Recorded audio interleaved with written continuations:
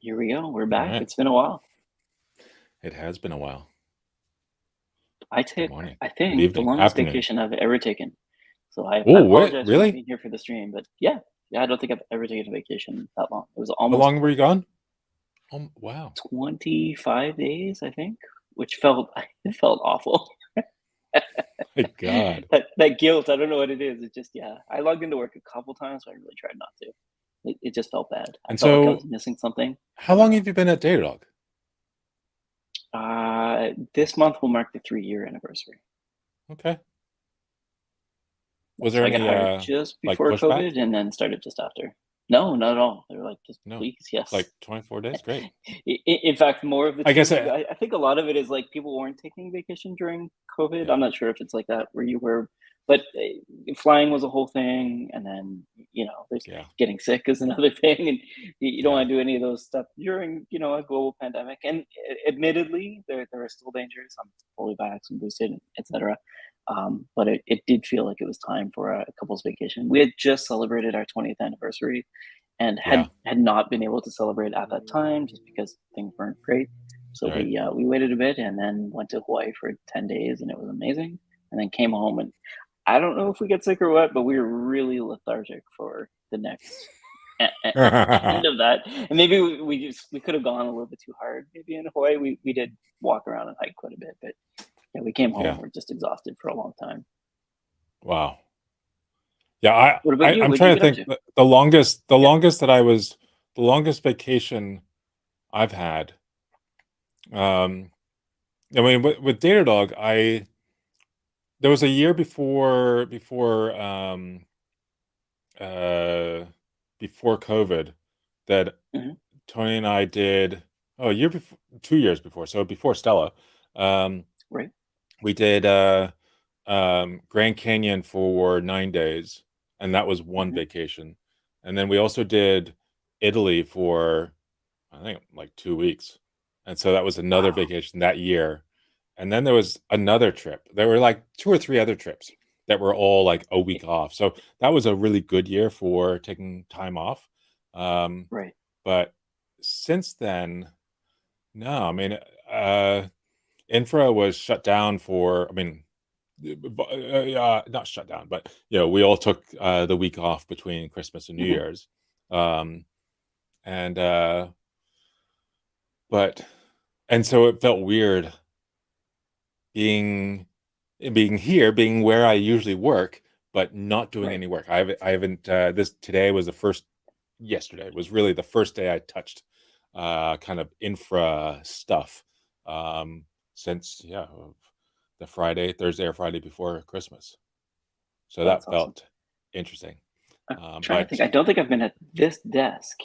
I think I had to transfer some stuff because I've got a new Mac and I was doing some stuff there, but I don't really think I've been at this desk for mhm, almost a month, which also wow. feels kind of amazing. Yeah.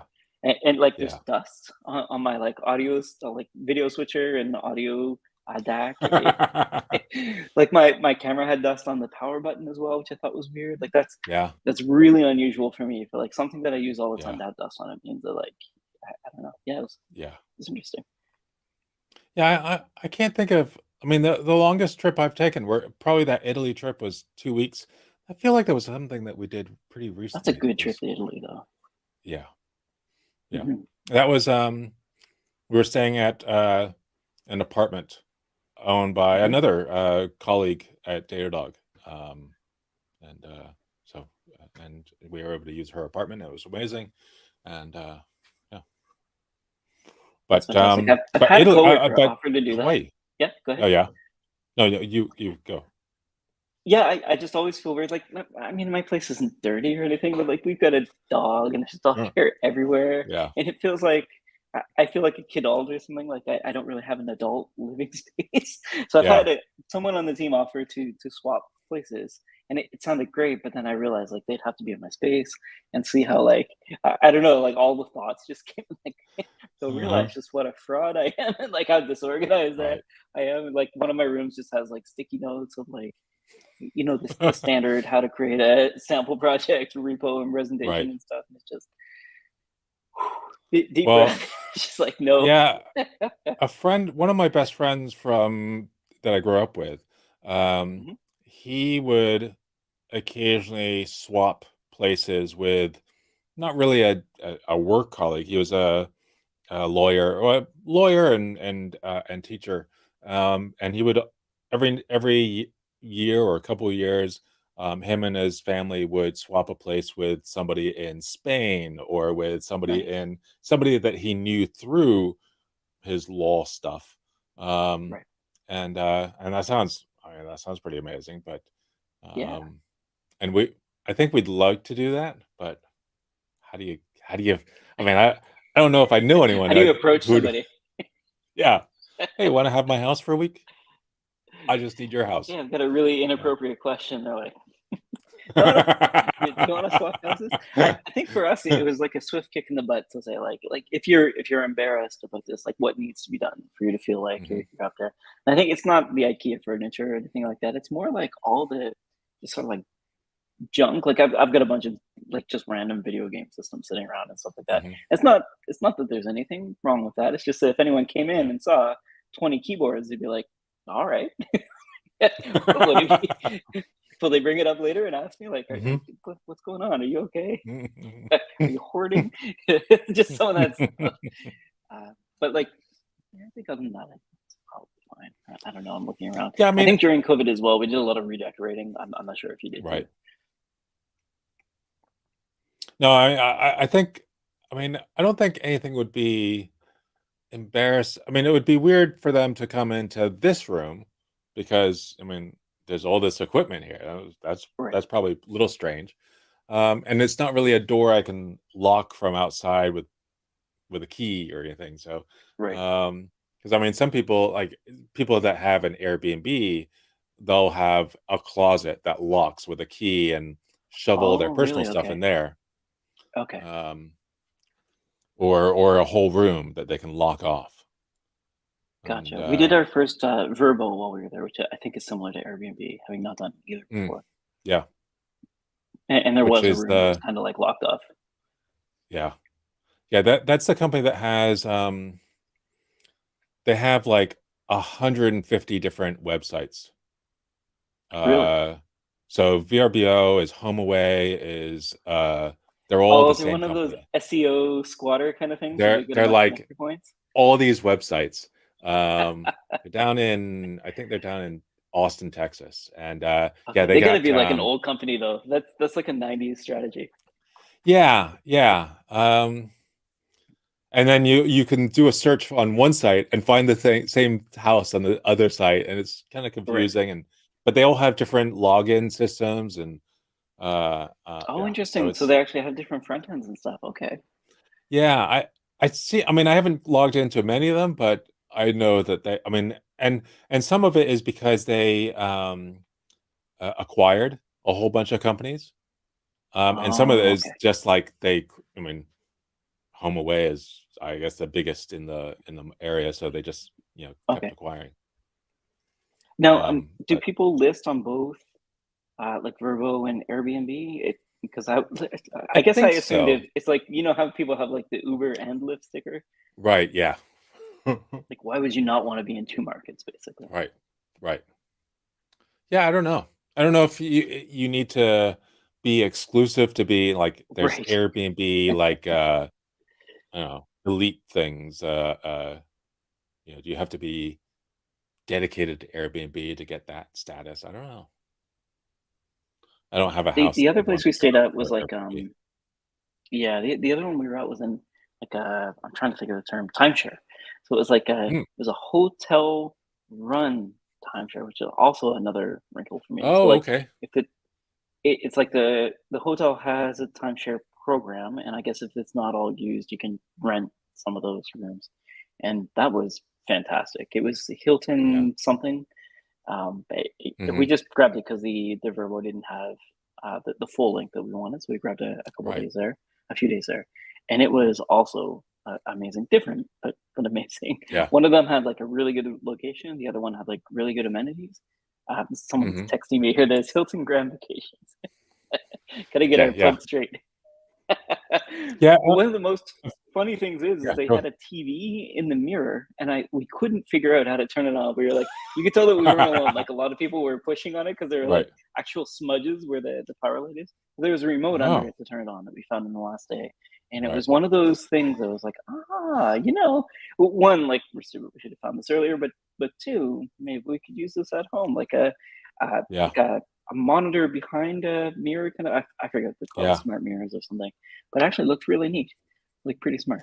Yeah, isn't there like a health, like a fitness company that does that with like a coach? And they've got Oh, normally it's a mirror, but then you can turn it on oh, and like there's a whole coach that like guides you through your exercises. interesting. Oh, as you Nice. can tell by my That stored sounds knowledge, pretty good. I am not a user. So prior to the vacation, I was looking at it because I tend to accessorize vacations, like look at what I should get, like do I need a lens Oh or a yeah. camera? I don't know if other people do this, or suitcases or clothing or what have you. It's like an excuse to tack on an expense to Uh-huh. what is a big Absolutely. purchase. And I looked around and I realized that I hadn't updated my Apple Watch in a while, and also I wear like the Mm, smallest Apple Watch, like 38 millimeter, I think was the case size. It had like really small, dainty. I get pretty small right. hands. Like it's not that big of a deal. But I looked at the Apple Watch Ultra, and I was like, "There's Uh-huh. a feature in here that's pretty interesting to me as someone who hikes a lot, like off trail. Is that like if I stumble, it'll call the emergency services." So that was like the use case for me. But I'll get to the point here in a second. I'll tie it in. Don't worry. But I'm really enjoying it. It's really nice. And what I noticed is that it came with like a free subscription to Apple Fitness, and I may Mm, bite the bullet and then just sign up for that for 3 months, at least for the trial, to yeah. see what it's like. But that's what I Yeah. was thinking when you were talking about that screen thing. I think they do have Right. some sort of coaching thing that you can do with it, which is pretty Yeah. interesting to me too. Have you tried Apple Fitness at all or Apple One? Uh, I have when we had the again a free 6 months or something Right. through. I don't know. I think it's when I bought it my last set of AirPods, and I mean, they're always throwing in Yeah, when yeah. we bought a iPhone. Oh, you get a free year of Apple TV, and Right. um, yeah. So, but I don't know if I think Tony used it for the walking, um, narrated Right. walking things. That's probably Um, exactly how I'll start. I'm trying to do yeah. couch to 5K. We'll see. Ah, I'm yeah. still far. I'm still on the couch. Um, we also have the Peloton, so I think that's the Nice. main. Yeah, that has Which personal trainers that aren't specifically related to spin as well, right? Like you can use right, them yeah, for. Okay. yeah. Yeah, I think like a lot of people that I talk to, I feel like I put on a little bit of weight during the last couple of years, 3 years. I just want to. It's Y not again. It's not that I care about the weight. It's that I care about like when I'm on vacation, walking around the beach. I don't want to be out of breath. And there were a couple days there where it was like we didn't walk that Yeah, much. My feet were sore. Admittedly, I yeah, was carrying around like my full camera bag with all of my lenses, just sort of mhm. like rucksack to get in shape kind of thing. But I was exhausted a lot of the time, and we'd Yeah. hit like I don't So know where'd you 10, go? 15K. So we went to Which Waikiki, just Oahu, okay. kind of downtown, or well, not really downtown, but the standard tourist kind of area, Waikiki. And then we So just drove around a lot. I get all the islands confused. Which Okay, one so is that? Oahu's the most popular one, but I think it's one of the smallest. I'm looking at a map here on my. I got an Yeah, ADC stores calendar right to the right of me, so I was trying to look at the calendar. But yeah, so it's in the north, whereas the Big Island's in the south and it's quite larger, and Maui would be between those two. If I'm okay, reading hold this on, map hold properly. on. Let's open up maps myself. Maps. And then there's one more island. I should know this, but I don't. So Waikiki. Oh, Molokai, I okay, think, is one okay. of them. But Yeah. it's small, like geographically pretty Okay. small. So that's the same island that I went to, like a year or 2 years ago, Right. I think. It's the one that has all the seat sales and like a good Yeah. selection of Airbnbs and stuff like So we stayed at um near Kawela Bay, right on the top of the island, on the north that. part of the Nice. island. We visited Um, some of those like lobbies and restaurants and stuff. It's nice, yeah. And our site's pretty cool. we actually stayed in an Airbnb Okay. that was um, right on the North Shore, right, just like uh, there's some big surf competition there, and we were there Right, the like, pipeline, yeah. So there's like yeah, bands was going on while we were there, for example. oh yeah, yeah. So we were half mile away from that, Nice. and we arrived the day after it ended. Okay. Well, it's really busy when the competitions are on, and it's Yeah, hard to find yeah, parking and stuff like that, so you might get yeah. touched a bullet. So yeah, it was fun. It That's was a awesome. beautiful look. I mean, so you said you had a Verbio. Was it like Mhm. a regular, like a house or an apartment? So I think it was built a while ago. It was pretty small. It was like a bachelor kind of thing. Hmm. Um, and it had things like laundry and a stove, which are big deals. Which you don't normally get in a hotel, so that was it. The Hilton also Right. had it, which is awesome. But we just wanted to like not have to pack too much. Yeah, it was pretty Yeah. nice. It was right on the water, which was great. So we Hmm. could walk out, and we were essentially right Yeah. on Waikiki Beach, which was awesome. I got to see Yeah. like fireworks and stuff like that. But yeah, it was super Nice. close. And we ended up checking out every day at like I feel like 6 p.m. would roll around and we were done. We were done for the day.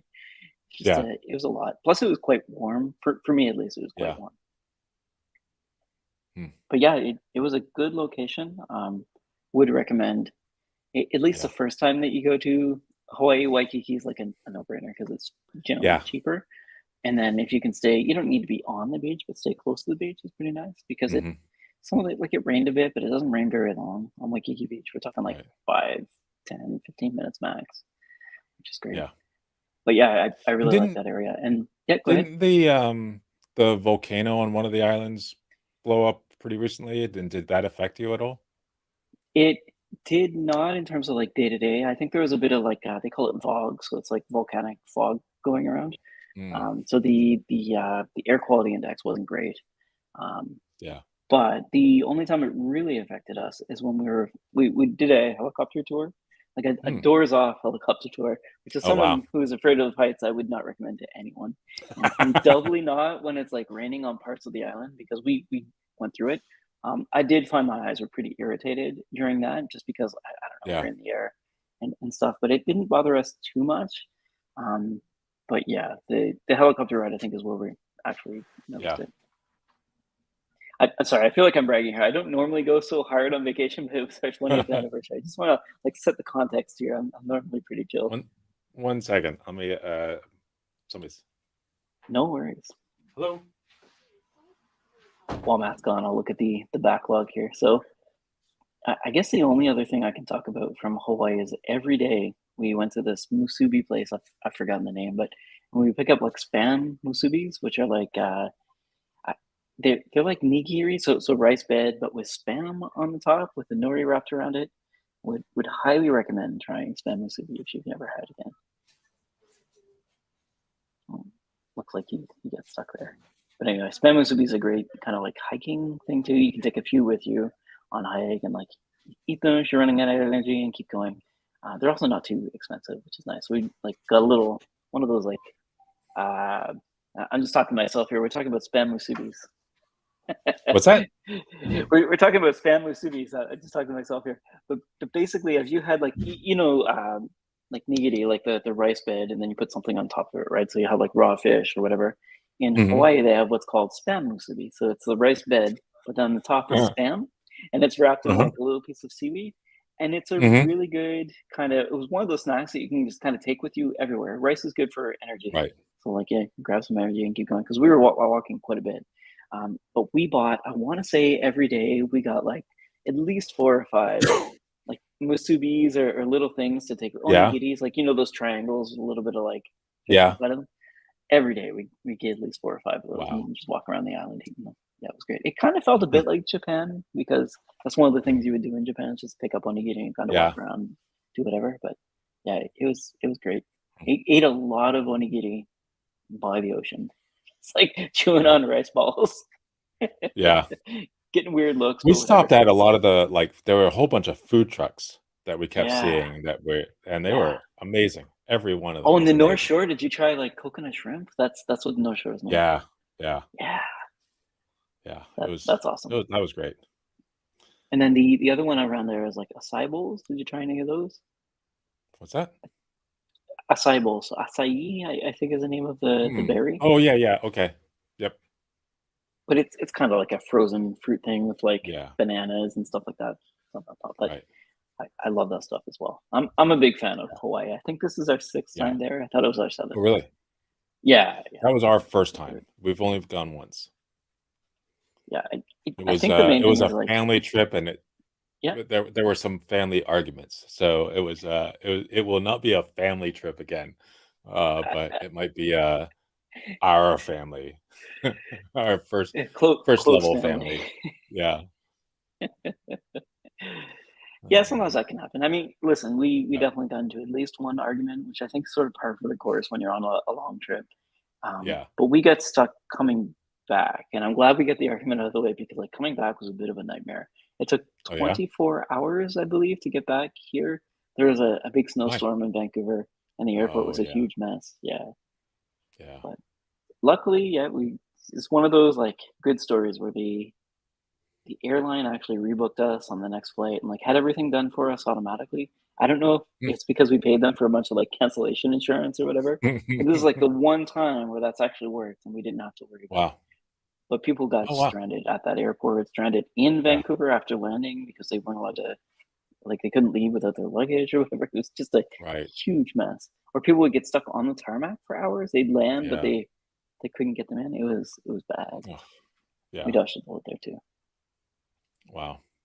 Yeah, the worst we've had was a few years ago, Christmas time as well. Hmm. Um, and we were down at bottom corner of Texas.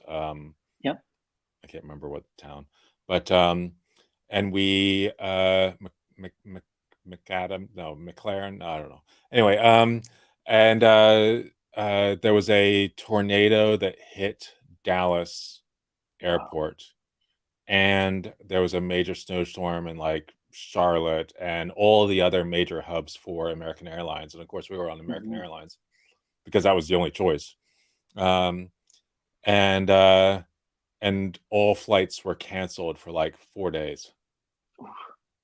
But didn't know until we arrived, and so we'd leave my sister's place, go to the airport, and then find out, oh no, that flight's canceled again today. And then we'd go back the next day, and basically we were told, um, your best bet, you won't be able to get a flight out of here, even though we're had pretty good status.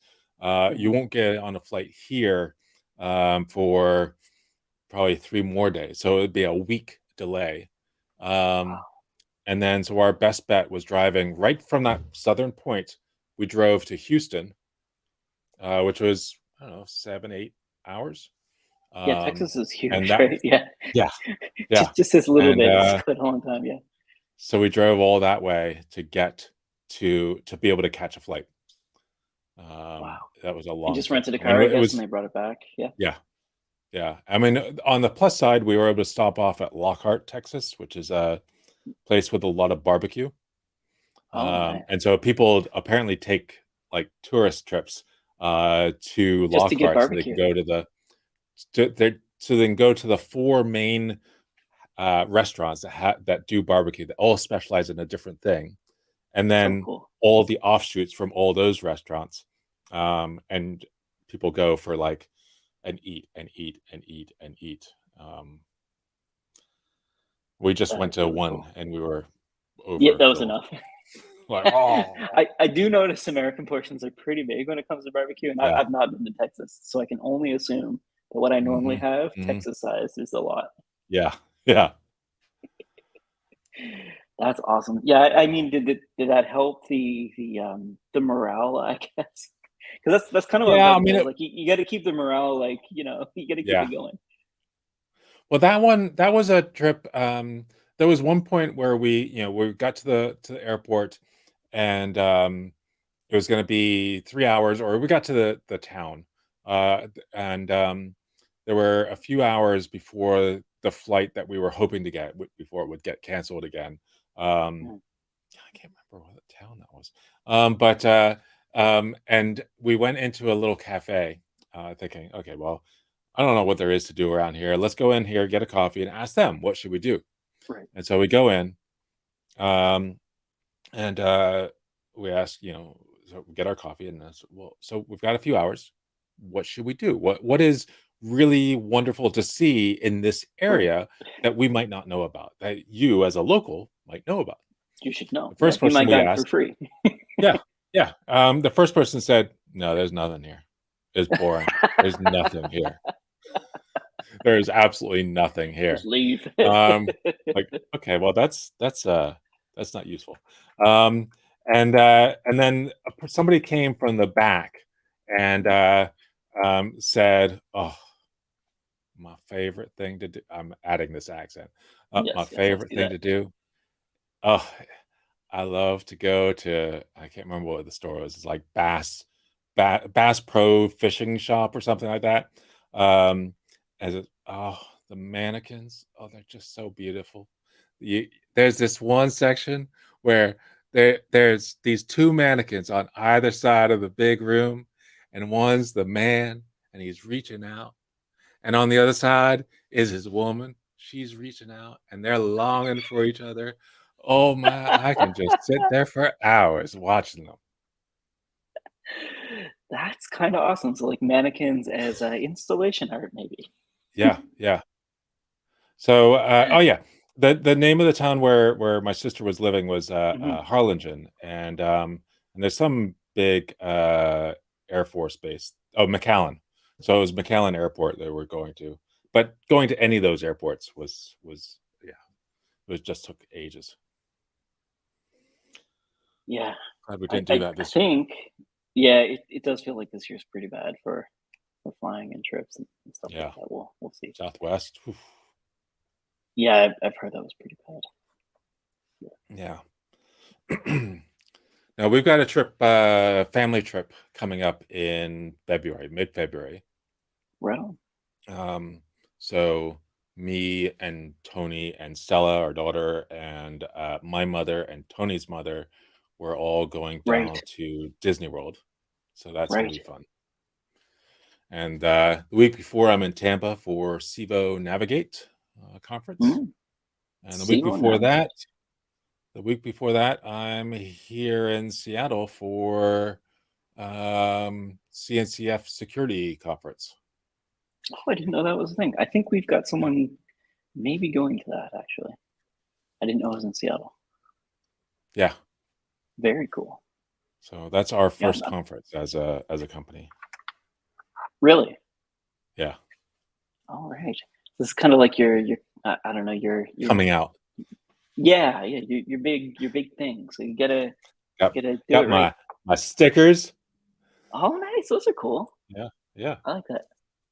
So Now, do you prefer the stickers that have like just the logo, or the logo and the word, or just the word? Because like there's yeah. people who are finicky about these for their laptops and stuff. Yeah, I know. So I also got some that are like this, which is just the logo. Yeah, but then Um some people get but confused. They don't know what it is, or like which way it yeah, goes. Yeah, exactly. and yeah, so the logo is here. And so I need Ah, to make sure it's like that. oh So right. there's no up It's and like down. Slack There's used to have no, that 16.5 degrees tilt or whatever, and they had to get yeah. rid of it. So I think I need to get more of these printed up, but with the logo, the word below it, I think, or because Right. or something that says up, an Yeah, this arrow side up. pointing up. Yeah.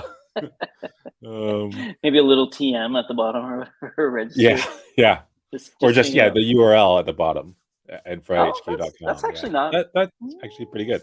that's not That's pretty terrible. good. Yeah, Yeah, yeah, and I think people who design logos are a little bit finicky about this, so I think you'd have to put, like, outside the logo below it.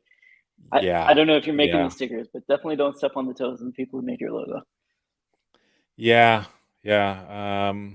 That's a good point. I should ask around. I don't know. Do you have, like, the brand design guidelines? I love those. I know Yeah, everybody doesn't yeah. care, but I love that stuff. And then I just like, yeah, Yeah, I'll follow these rules, no problem. Make sure it's on a yeah, black background or a white background if it's this color. I can do that. yeah. So yeah, And but who did you so pick yeah, for your we're got stickers? our tablecloth printed up, Yeah. and t-shirts coming pretty soon, and Yeah, so so I meant to ask, like, who'd you pick for your stickers and your t-shirts? Did you have like a company that you prefer?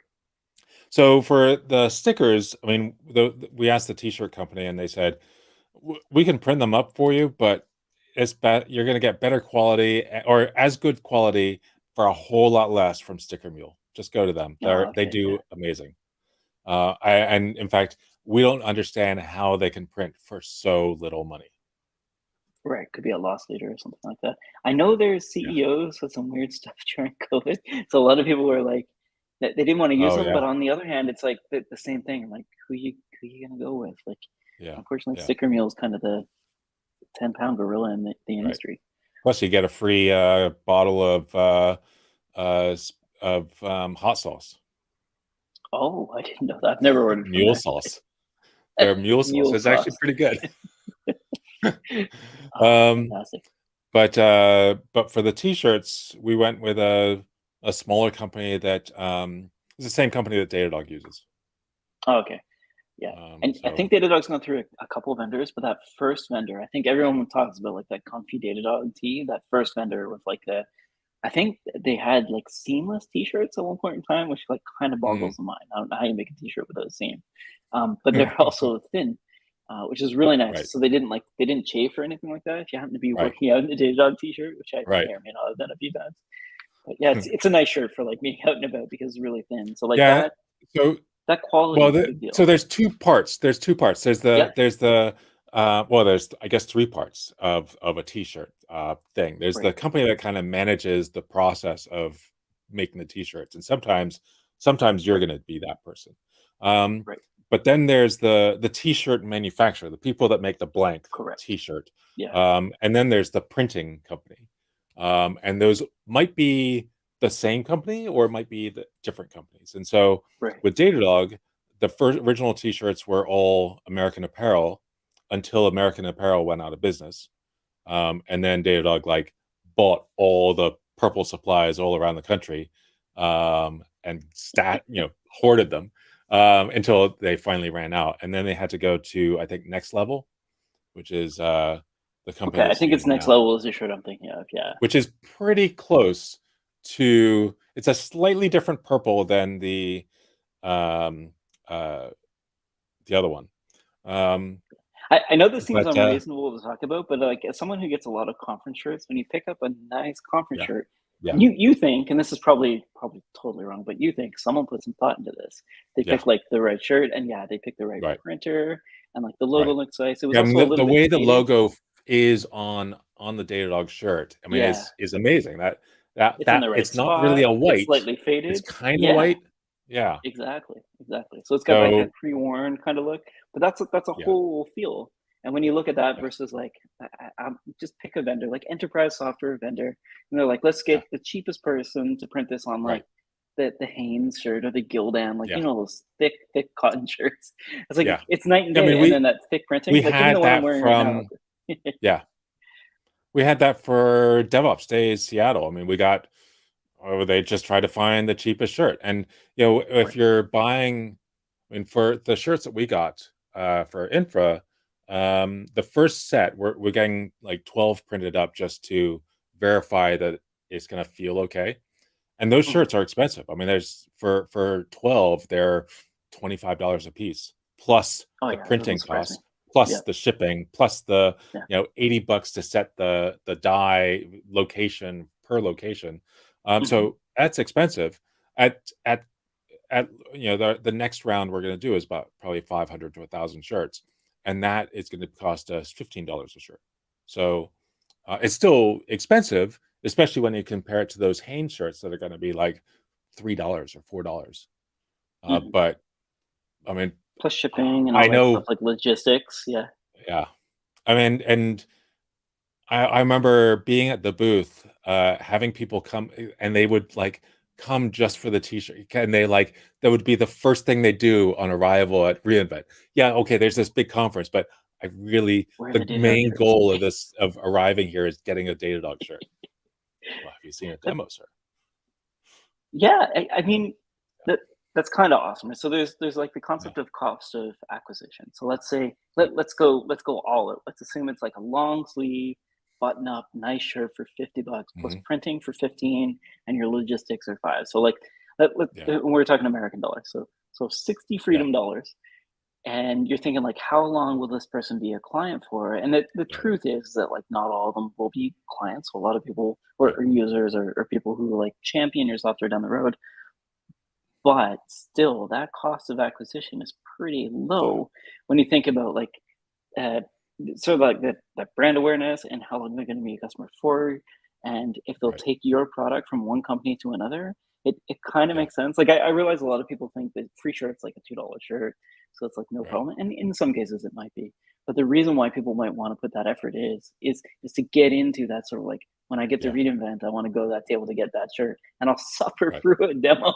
Like I Yeah. already used the product, I'll suffer through Yeah. another demo of the updated features Yeah. because I like the shirt, and therefore Yeah. it's like a walking billboard. It's kind of amazing. Yeah. Like there's a lot of Yeah. things that come into this, but I really do feel like taking care about the shirt that you make, kind of, to me at Mhm. least, tells me that you care, and because of that I care about you Right. immediately.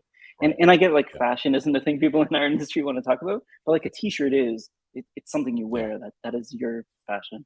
It's maybe it's Yeah. under your Patagonia vest and you're like, I don't know, whatever the kids wear for shoes these days, but like, yeah.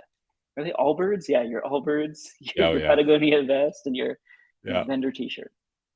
But the Yep. vendor So T-shirt yeah, that people we've talk about the most is that one. So yeah. I'm really happy to hear Yeah. you're using the same vendor. Yeah. So we've got kind of a, I think it's called antique black. So it's basically the Nice. same, like the Datadog is that kind of heathery purple color. Right. It's not a solid purple, although That's right.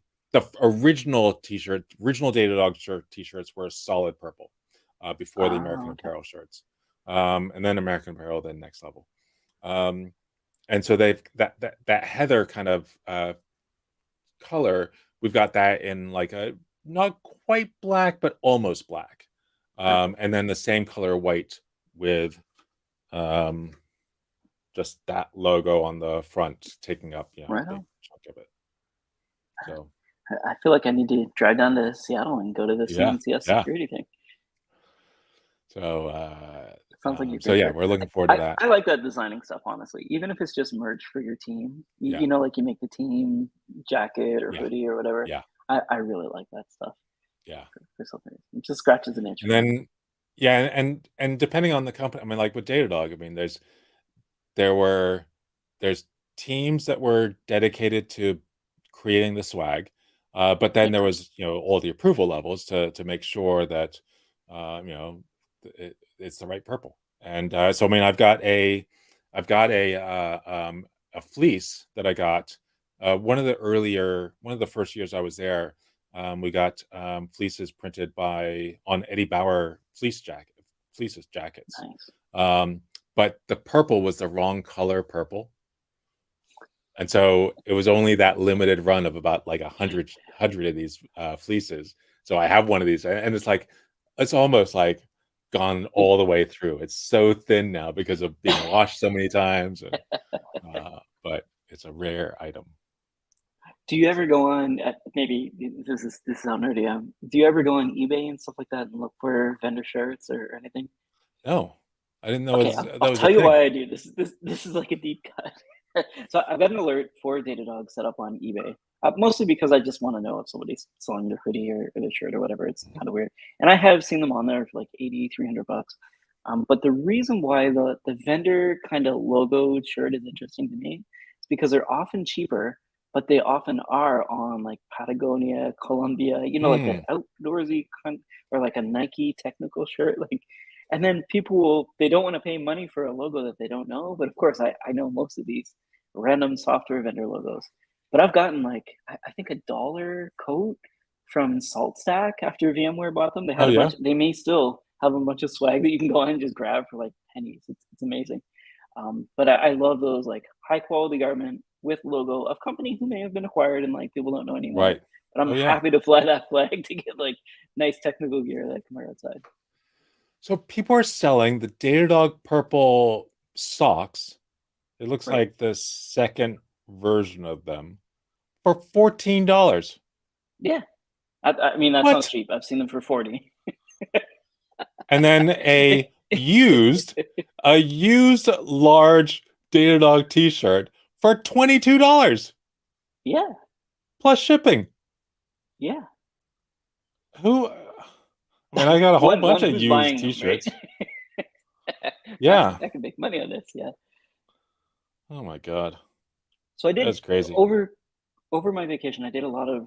I tend to like research random topics. I did a lot of research into the Research. I think what they call fast fashion or like the used clothing market, or how Oh yeah. just like as a wild fact, like the fact that the second most polluting industry in all of the earth is like clothing. It's just clogging up everything. Mm, It's in the seas. It's like really, really disturbing. And then what does that mean? Like, how can we fix it? What can we do for recycled materials? How can we produce less? How can we like, go to, I don't know, the Real Real or Grilled or whatever, eBay right. and grab some new stuff. And I feel like the people doing this think that they're doing the right thing by not throwing it out. But Yeah. also, like, $22 is a lot for a Datadog shirt. It Yeah. seems to me. Yeah. And then what's number one? Construction I think it's oil and or gas. oil and gas? Okay. Yeah, yeah, That's kind of and a these are YouTube stats. So like, listen, yeah. let's just say Yeah. it's on the top five. But like, yeah, this is definitely a Huh. YouTube stat. But I looked at a lot of like, Business Insider, Forbes, that kind of stuff. Yeah. Just the standard disclaimers. Read some articles. Wow. Armchair expert over the vacation. The main thing is like, what can we do as if we're Yeah. creating swag, right? Like, don't create Yeah. swag that it's not throwaway. It's something that people actually value and will grab because they want to wear it, not because they want to sell it on eBay. But I think designing a nice shirt and maybe spending a little bit more per shirt, unfortunately, means that the brand recognition is there, and then they'll keep the shirt, they'll wear the shirt, which is Right. super important, and that won't end up in the landfill because that's like what you want out of it, right? Unfortunately. Yeah. Yeah. So maybe the right metric that we need to start tracking is what's the average price for our t-shirt on eBay? Oh yeah, like For a do you think for a used moment t-shirt. that this isn't like a metric in my mind? It's an indicator. I don't know what it Yeah. indicates, but it's definitely an indicator. I love numbers, man. Of course. So the highest number I've seen for the Datadog thin hoodie is $80. Oh my God. Yeah, I think it was on Grailed, but somebody put it there. I was talking to my wife who used to work in healthcare, and one of their vendors actually had like a Arc'teryx shirt that was $40 on Grailed, and it was like obviously used. It was like a running bib that somebody had run in for like 4 years and put up this like used Arc'teryx T-shirt for $40 on Grailed, which I thought was hilarious. Oh my God. Do you know the site? Sorry, Right. I'm saying Grail, but it's like Holy Grail. So it's like, imagine you had a piece of clothing that you considered your Holy Grail, like a really nice Hmm. Arc'teryx jacket that you wanted that only came out in like '99. You can't get it anywhere, kind of thing. That's what Grailed is for. But somehow this random So what? software How do you vendor spell it? shirt, Grailed, like Holy Grail, like GRAILED.com. Okay. And it's good because now people think that outdoor stuff is fashion. Have you heard of Gorpcore or Gorecore? No. No, I'm not even joking. I think it's good old raisins and peanuts or something. It's a joke about trail mix. But basically, people are getting hiking gear as if it's fashion, which is like kind of disturbing. But also because of that, you can get a lot of like used good rain gear, which is important to people like us Hmm. who live in rainy areas for really cheap, Right. like a $900 Arc'teryx jacket for $100. Like, yeah, okay, Huh. I'm in. Something that's like Gore-Tex Pro that will last for years. Like, yeah, let's do this. You're on Grailed now, looking at you. I am. It's a whole I world. just You can see how I you go down wasn't this sure rabbit what to hole, right? search It's for, like, but whoa. one of the first, for some reason, one of the first things that came up is a T-shirt with the thing that says "Techno is for poor people." Okay, sure. Yeah, I can't defend the taste of anyone on Grailed. It's Yeah. it's all over the map. Wow. That's great. I saw people selling like used punk shirts from the '60s that had so many holes in them for like 300, $400. What? I'm like, what are you doing? I can sell a Yeah, whole bunch of there's a Data lot Dog in there. t-shirts with well placed, strategically placed oil stains or food Yes, stains. Um, yes, yeah, yes. and like maybe a cigarette burn here and there, just to like, Yeah. yeah. I can light something to burn. But it also makes me think that it's similar to like the housing market or what have you.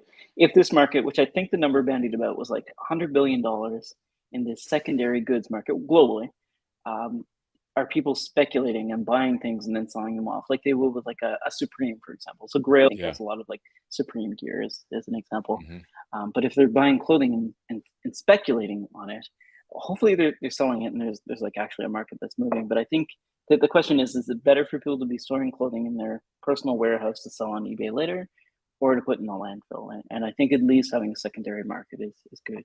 Yeah. Man. Yeah, sorry, we're way on the left field, but that's what I looked into over the holidays. Wow. Yeah, I did not do anything like that. no, yeah, No. slept a lot. Yeah. Yeah. This morning was yesterday morning was one of the first mornings I woke up before 9 a.m.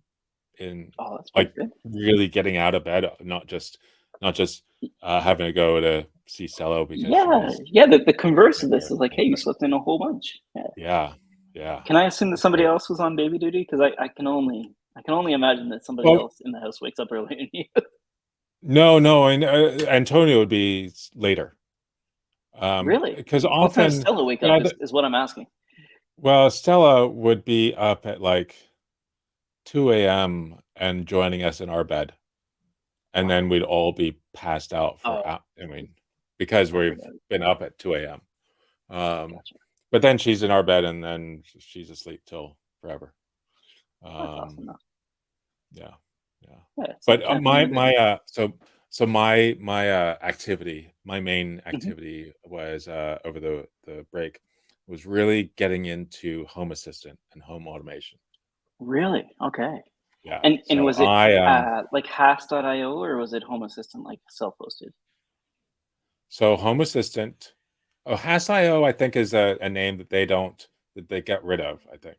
Oh, really? Okay. You can So it's tell it's been Home a while since I Assistant. touched it. Um, but then there are four different ways you can host it. And then there's this there might be oh, I think you have to host it yourself.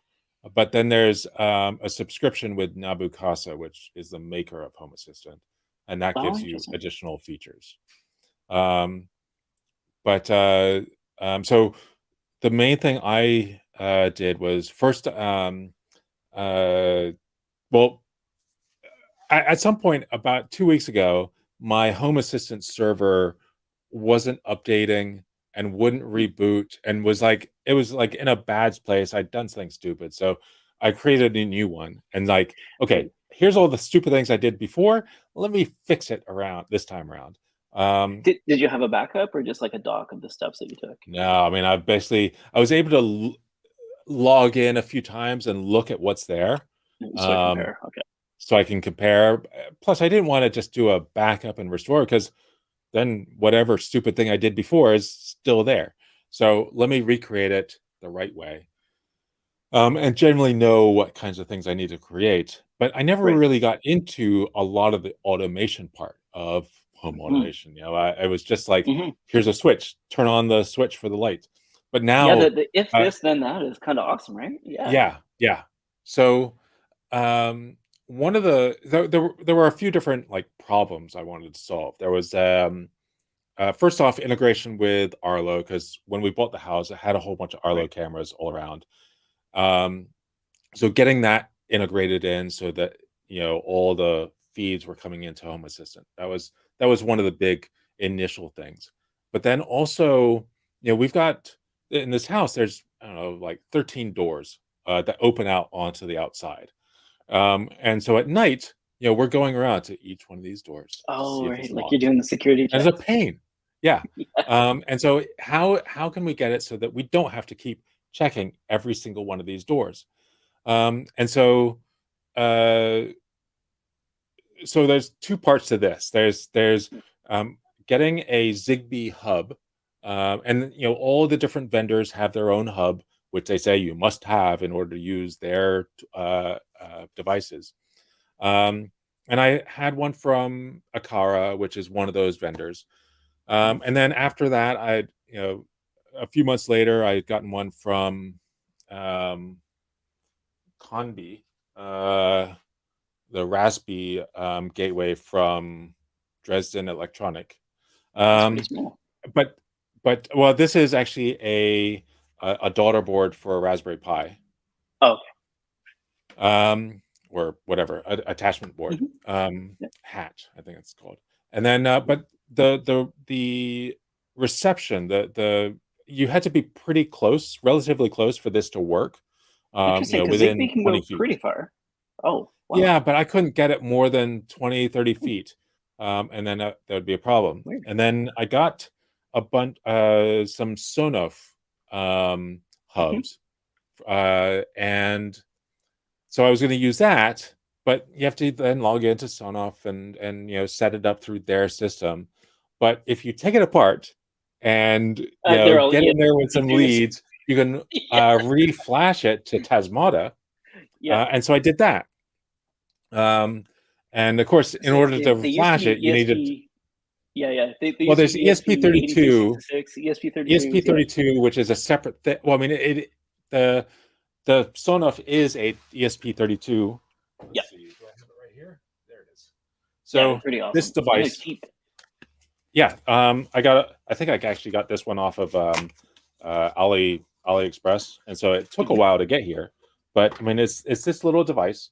Pop it open, and it's a simple board inside, and so I was able to flash that to Tasmata, and then with this, I mean, all the devices, I could have devices that were way across on the other side of the house, across, behind other walls, and I wonder if they even just didn't outside. Yeah, maybe they hadn't turned the radio power up or something like that. But yeah, I don't know. Whatever, you're using something else now. Yeah. In fact, it would crash often. It was all sorts of problems with that. I'd have to restart the Raspberry Pi a lot. It was a nightmare. But this thing is like rock solid. And so one of the things I have is on our driveway, we have a bunch of lights that are actually Zigbee lights. They're wired, so they're plugged into main power. But then I have it so that when there's movement, either from the camera or movement, or one of the doors opens or the garage door open, then the driveway lights come on. And otherwise they go to a light red. But back to the door thing, I got a bunch of Aqara door sensors. So that's a magnet, or basically a magnet and a reed switch that activates it. Spray painted them black so that they fit in with the black sliding Were they glass all doors. white? I've noticed they're all white. They were all white. Yeah. But you can spray paint them, and it's really easy to do. Just take out the guts, spray paint them, put the guts back in, and you're good to go. But a lot of our doors are these sliding glass doors, and there's not really a lock. I mean, there's a lock, but it's not like a twist lock. It's not a standard lock. These are kind of industrial sliding glass doors. Because your checklist is not only is it closed, but is it locked? Right. So I've got a little helper in Home Assistant says whether the door is locked or not. And so there's that is just storing locked or unlocked. And then the door sensor is saying closed or open. And so when the door opens, then this says unlocked, or locked, unlocked. And then you close it. Now the door is closed, but it hasn't been verified as locked. And so what I've done is you close it, lock it, and then go over to a Aqara button and click that. And that says, okay, the door's been locked, as verified by a human being. So you still have to go around, but now you'll also have to push a button. Well, so now, you close the door, and open and close. There's a tone that plays on all. It's a 9-zone Sonos system in the house, and so it rings on several of the. I opened up, I think, Sunriser synthesizer in on iOS and created a couple of tones for like something like did and did to indicate door open and door closed. Right. And then a single plucking of a string for when I double click that to indicate that a door is locked. And then when all the doors are locked, there's another one that goes like 3 plucks of a string that go did to indicate, okay, all the doors are locked. But still, if you're not right there, you don't know that all the doors are locked. So there's a dashboard in Home Assistant that says, here's the current lock status of all the doors. Okay, so that's good, but you still have to go up to one of the iPads that are mounted on the walls to see what's the Oh, current it's not a status. button, of course. It's an iPad. Huh? So did you how many iPads do you have around your house? There's 2 iPads that were that they were already part of you the house. actually got They were already and mounted iPads. Okay. mounted onto the wall. So, or you open up your phone to the Home Assistant app. But I didn't really like that idea. So what I ended up doing was with the Home Assistant subscription with Nabu Casa, which is like $5 a month or something like that. I have a Alexa, it has Alexa integration into it. And so that can trigger any script in Home Assistant. And so one of the scripts in Home Assistant is, what is the door lock status? And so I can say, run Alexa, run door report. And it says, if there's 2 doors open, it'll say there are 2 doors unlocked. They are dining room and guest room. And now I can go Oh, to the that's pretty dining room handy. and So the it can guest room. identify where they are. Yeah. Right. And then, but if all the doors are locked, then it says all doors locked. Nice. And so that way, and then there's a few buttons, as you leave the house, you can click the away button, and it will also say that out loud so that you hear it as you're walking out the door. Right. And also as you're going to sleep, there's a good night button upstairs, and it will over say all doors are locked, or That's really cool. there's one door open. It is the front door. Okay, so at least you've saved some time. Like, this is the classic programmer problem. Like, you spent 2 weeks Right. fixing something, and you've added more steps to it. Is where I thought we were going. Yeah, so I mean, it required all the different ways, audio signals to say that you've locked it and all the doors are locked, but also other ways of checking, are the doors locked, whether they're dashboards um, or these buttons. Cool. Because all the light switches are these banks of like either 5 or 10 buttons on the wall, and those are all the light switches in the entire house. Gotcha. And so then they're already buttons, so I'm just kind of plugging into that. In fact, for the away, that there's an away button on each of the major outdoors, and you just tap that, and it gives you the report of all doors are locked. Very cool. And how long did this take? Just out of curiosity. Oh, Because 2 ages. weeks is pretty common. Oh my God. It took a long time. Because I mean, and it had been over a course of a long time. Like I ordered actually, because I thought the reception was going to be bad. I ordered like 4 of these things. Turns out I only need 1. So I'm gonna have to sell, I guess, 3 of them. But and that took, I don't know, from Alibaba, that took like 3 weeks to arrive, or longer. Yeah, that's probably pretty 3 common. months. Yeah. And I happen to have all the door sensors, but then it turns out, well, the way I learned about the fact that this read sensor in the on the board was that as I was disassembling all these sensors,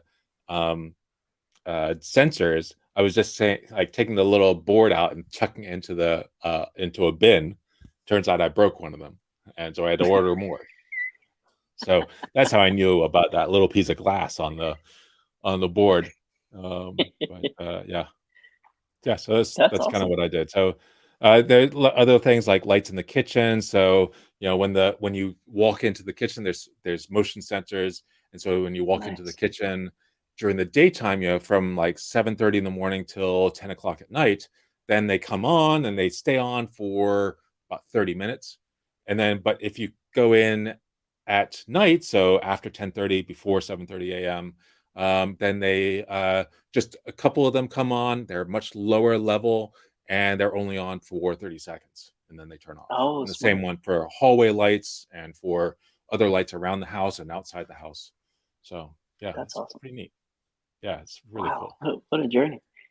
I like those. Yeah, I find that very rewarding once it works. It can yeah, be frustrating as yeah. you're working out, but it's very rewarding once it all works. Frustrating for Yeah, me, but also frustrating for Tony, who's got to yeah. be the user of the Other people system. who live with you. What Yeah, do you mean? What do you mean I have to press a button? Yeah, classic. yeah, Yeah, that yeah, happens here too. If there's any extra added step or something like that, yeah, you want to minimize the steps if possible. yeah. But it's And I mean, we both suffer through the process of, going to each one of these. I mean, suffer. Oh, having to go to each one of these doors to verify, is it locked or not? And here's this door that we haven't touched in. Uh, One of the reasons why this came up pretty recently was, we've got this one of the doors upstairs was unlocked, and it's a door we never use. So Mhm, obviously, we've left that unlocked for a long time. right, And now right. we know. Now we know it's locked and it's verified. And I have Especially it, with a kid running around, you never know. They yeah. fiddling with the door or whatever. Yeah. And I have a little, like, another automation that runs a random number of days that just says turns them all, or turns off that locked status, so that we're forced to check it at least once every 4 or 5 days. Gotcha. So you're now security guards, Yeah. which Instead is of important. I think people forget instead about of tapping that little keychain to the button on the wall, I have to double tap the button on the wall. it. I think that's totally Yeah, fine. yeah, So yeah. there was one thing in there. I think it was Sunriser, but like out of and maybe Sonoff. Are there any things that you'd recommend out of all of this, or is it more like anti-recommendations? No, Stay I away from think. that I mean, pi I hat. think. Yeah, I think stay away from this Dresden whatever, Dresden Mm-mm. electronic. Um, but this Sonoff thing, as long as you do the flashing to Tesmata, Tasmota. it's amazing. In Mm-hmm. fact, there's a company called Cloud Free that sells Okay. these for like $1 or two more per unit, Oh, and they're just like with pre-flashed. Tesmata already flashed. Nice. And so, I mean, that's a no-brainer. And maybe not maybe actually I think it was more like $6 or $7 more per unit. So I mean, that's a bit much. Yeah.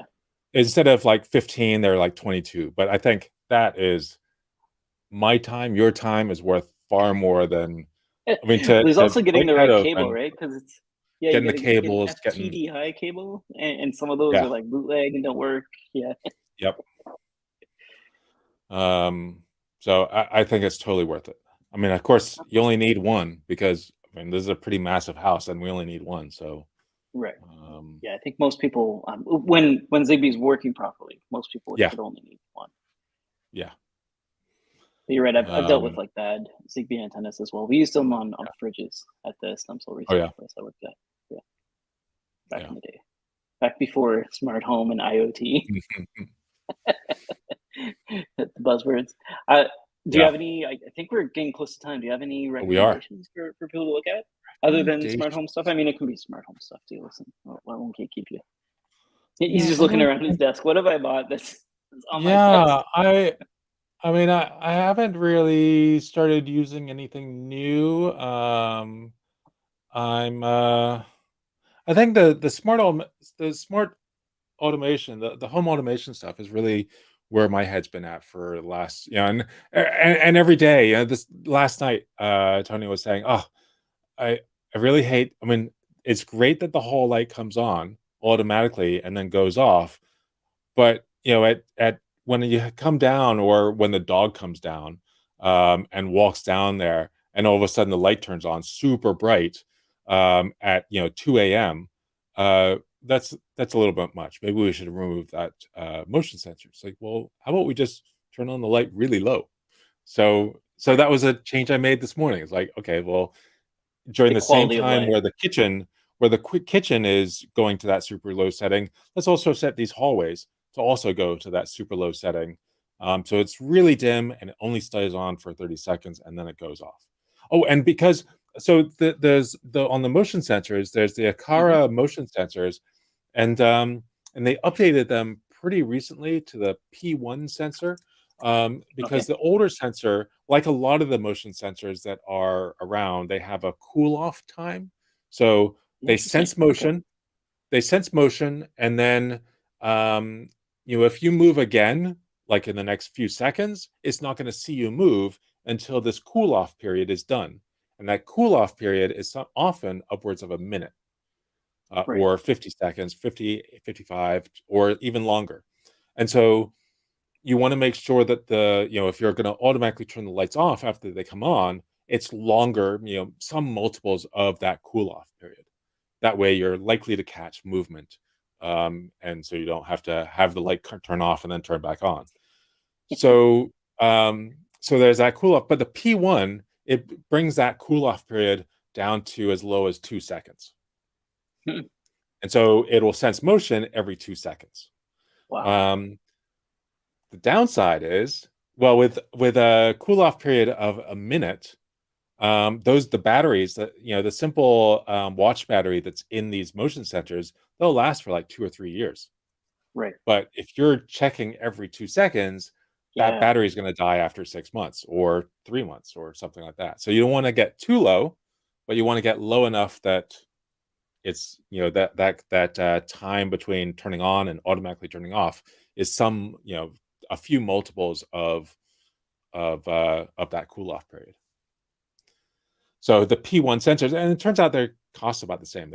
All these things, they're all relatively cheap. They're all, I mean, the Right. magnets for the door sensor, the motion sensor, we've got humidity and moisture sensors, Nice. and all these sensors, they're all like $10, $15. I mean, you could probably do it cheaper yourself, but then you've got to invest your time in it. So I Right. think it's cheaper just to buy them pre-made for $20 each. Um, and versus, I mean, or go to a security company and get them to charge you $100 per. Yeah, Um, we used to work with ADT. I think it was ADT who yeah, would install smart things for us. We had like a partnership in the US. I'm not sure yeah, if they still do or not. I just don't work at that company anymore. But that was it, is that people wanted smart homes but didn't want to install the smart homes or configure mhm, them. Like they wanted yeah, like a management service around it. yeah. Because all of what you're saying is pretty good, but it's pretty technical as well. And then Oh people yeah, will set something and then assume that it's like set in stone. They don't want to go back to it. People just yeah, this is my life now, and I'll go back to it. Like this blinding yeah, light at 2 a.m. is my reality. But I think yeah, having a partner who can help you set that stuff up is a pretty big deal. yeah, Um, yeah. I mean, totally my makes sense. mother couldn't do this. There's no Right. way. And I think when I look around, most of my neighbors couldn't do this kind of stuff. It's only Yeah. because we're really technical and we're able to, when something breaks, it's not just knowing. Well, I mean, there's a number of things that go into trying to figure out what's gone wrong. It's not only, well, you have to troubleshoot to figure out where the problem is, but then there's also a lot of logic puzzles to see, well, okay, so if this goes off and then this one turns on, well, Yeah. what's the state of the system? I love that. And Yeah. that's super fun Using to me, cues. but it would Yeah, be I love using awful cues. to most people. Yes. Most people hate logic. Like a logical and, Awful, logical yeah. or, false negative, false positive. Yeah. I mean, I think the result, the test, or the solution for a lot of people when they've got this logic problem, there was the um, like the Logitech Harmony remote. Remember the Harmony remote? You could Yes. program, and it had a display, and you could customize the display. I think maybe it's still available. Still around. And Yep. when there was always the problem of, well, is the TV on but the cable box is not on, and then you press the Right. power button again and now it's the other way around. It's swapped. And so there was always a button to like troubleshoot, and it would basically turn on one at a time. Are they both on now? Okay. Are they Interesting. both on now? And then that would finally get them in sync, and then you could go back to the original button and where they both power on. Um, No, I think with the ADT install stuff, I think there's like a kickback on insurance or something like that that can work when mm, you have security. The same thing goes for the sensors. Does that is mm. that still a thing, or is that maybe it's state by state or something like that? My Yeah, I don't know. understanding is like water damage is a pretty standard thing. So if you had a sensor that Yeah, said that something's leaking, you can get a kickback on your insurance yeah, or something. that would make sense, and that would be something that, as a personally installed system, I would probably not get any benefit. Well, Like, you'd probably oh, have to you get it like installed it. verified or yeah, Yeah, sign up yeah, on.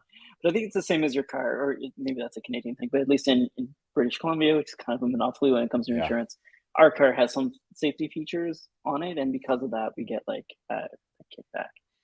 Like it'll yeah, break for us if I'm approaching a car too quickly or something like that. So yeah. Of course, I don't know. thinking I of didn't these install that, these obviously. service companies, thinking of these service companies that get a. I mean, for that kind of thing, I could see that being beneficial. Is Oh tweaking yes, white the glove. security Yeah, system, and yeah, and that makes sense. One of the scams we were almost tricked into was yeah. for maintaining our pool. We have this saltwater pool, which You got Lido. Is that the right term? huh? It's well, I think it's a saltwater is Lido over here. spa, so it's a hot tub sort of, but not super strong jets. But it's using salt, so you pour salt into it and the That sounds so dangerous. Yeah. salt goes through a chlorinator, which generates the chlorine. So you still have chlorine in the pool, but Right. it's generated on its own with the salt.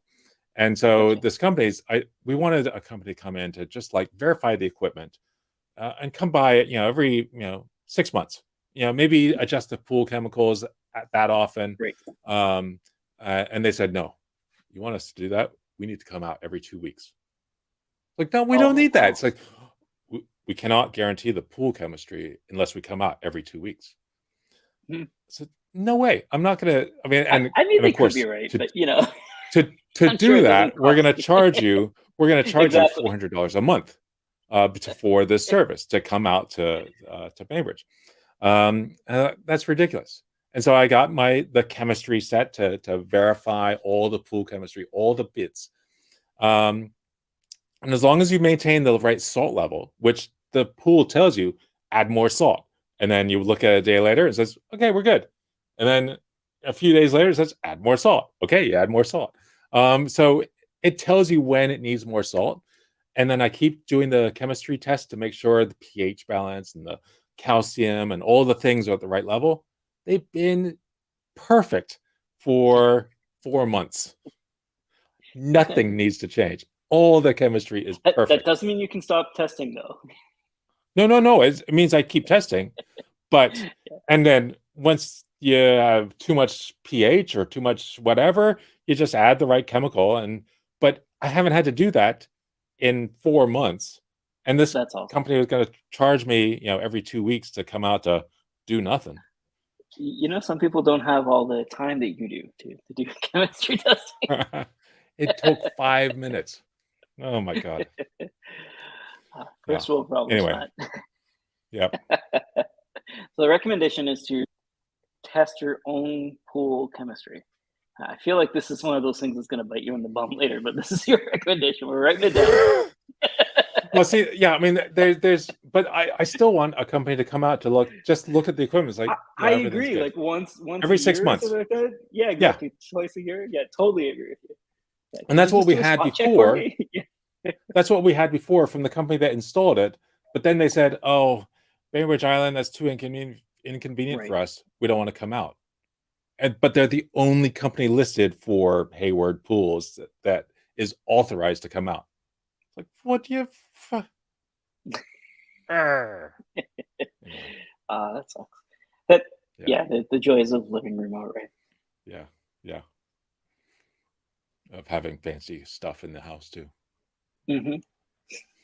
Fancy pools. Yeah. I'm not sure. I've got a lot of Yeah. recommendations, so I got to be careful. But I'll give you an easy one because I feel like you may have Hmm. seen this already. But I watched Glass Onion, which is it's not a sequel, but it's part of the Mm, same like Knives Out sort of right. series. Yeah. I think it's like number one on Netflix, or maybe number two right now. Like you'll know it's out there if you're on Netflix, but it is a good watch. Like it Is was it? quite good. Yeah, all the actors were. phenomenal. I thought Yeah. the only one I thought didn't, but Sacha Baron Cohen didn't say much in the whole movie, and I actually really enjoy Mm. him. I know he doesn't. He's not everyone's cup of tea, but for me, I think Mm. he's great. Um, yeah, I thought it was awesome. I would have. I He almost was wanted to see in. like an extended cut, but yeah, Yeah. go ahead. He was. Did you see the movie he was in called like The Spy or something like No, that? Um, I think it's him. He plays somebody who yeah, I can't looks like remember. you're right. Miniseries. Yeah, plays somebody works for the Israelis or and is spying on the another country, Saudi or some other Middle Eastern country. Yeah, and it looks It like was it's on really Netflix great. as well. I should check it out. Yeah, Right on. yeah, He's yeah, just very talented. Like I get that he makes yeah, comedies that people don't agree with and stuff like that, but yeah, he's just got like so much talent. It's kind of ridiculous. yeah, yeah. So So that's my cool, recommendation. I think it's cool. a pretty safe. It's like a softball Yeah. recommendation. I think most people would like it. Yeah. Yeah, we were I played the preview a few days ago. My Yeah, mother comes over for dinner every week, and we just happened to play that preview, and she says, "Whoa, that looks horrible. really.